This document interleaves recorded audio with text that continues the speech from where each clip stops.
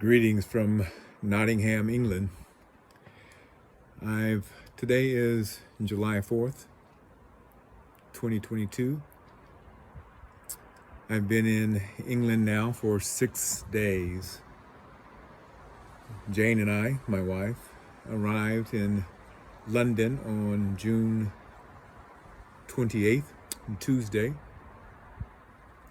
after 20 hours of traveling from Decorah, Iowa to Chicago to London. We arrived,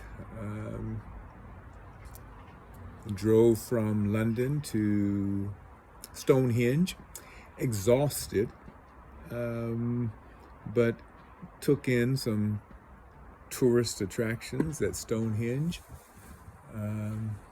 Spent several hours there and departed Stonehenge on our way to Nottingham, our residence where we are residing now. Wish I had taken some videos in Stonehenge, took pictures, but not quite sure how to incorporate pictures into videos. And those of you who will be following me hopefully will follow my evolution of figuring out how to do this stuff. All this stuff is brand new to me, and I'm trying to make it a point not to edit or to revise, but just learn on the way and have you see me learn on the way. So I didn't take any videos while in Stonehenge. Thought about it after the next day after I got here and realized, man, I should have done that, but was just too tired to do so. I'm currently in Nottingham. The backyard here, or what you see behind me, is the backyard of our home. And I haven't quite figured out how to flip my camera and edit where I can do front view and back view all at the same time. So until I learn how to do that, I'm probably going to take a few videos at a time, front view and then rear view, camera facing and towards me and camera facing away from me. And I'll probably do a little walk around with the camera facing away from me shortly after this one, so you can see a view of where it is that we are. Again, today is July 4th. It's amazing celebrating the 4th of July outside of the United States. I was in the military for 6 years, and 3 of those years was overseas, and I spent 2 4th of Julys outside of the United States. But being in the military, it still had this kind of connection to the United States. This is really the first time experiencing a 4th of July outside of the United States. And it feels actually quite liberating, not experiencing the myth of American exceptionalism and being bombarded with all the propaganda associated with American exceptionalism and myths of freedom. As an African American,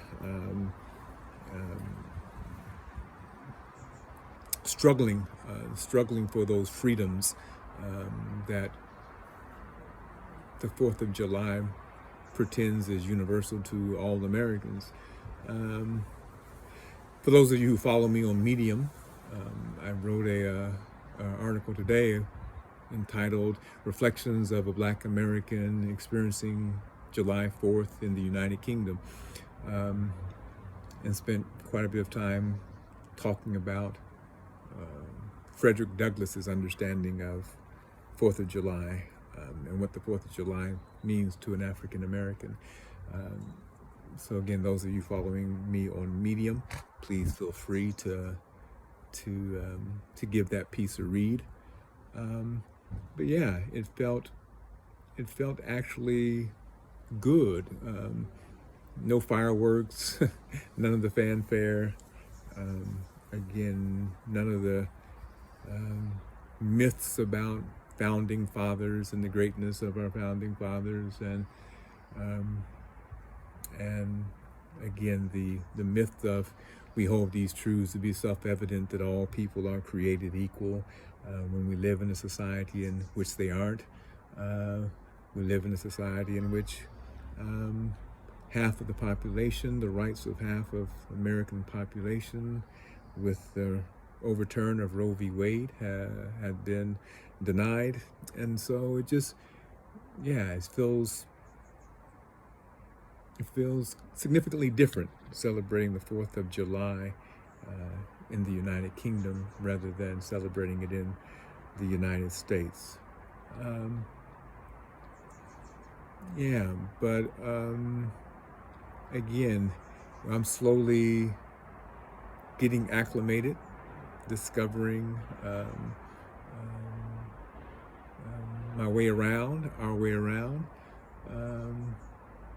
Really impressed by the visual diversity. Again, I've only been here 6 days, right? But from London to Stonehenge to Nottingham, the racial, ethnic diversity of the peoples that I've encountered over the 6 days. No place has felt predominantly, exclusively white. I wonder if this is what many white Americans are afraid of when they talk about replacement theory and white people being replaced by non-white people. Of course, there's plenty of white English people here, but no place has felt predominantly, exclusively white. Just the diversity of, again, of races, ethnicities, languages, cultures in the 6 days that I've been here has been quite refreshing. And it very well may be the honeymoon period as well, right? Again, I've only been here 6 days, and so I may still be in the honeymoon phase of this experience. But these first 6 days, other than being extremely jet lagged, have been quite enjoyable and refreshing. Again, I'm going to probably end this portion of the video and resume with a kind of walk around the house and neighborhood, or at least the house in the front yard, so you can get a glance of where it is that we are residing here in Nottingham. So I'm going to sign off here, sign back on with the camera facing out, and do a walk around the property.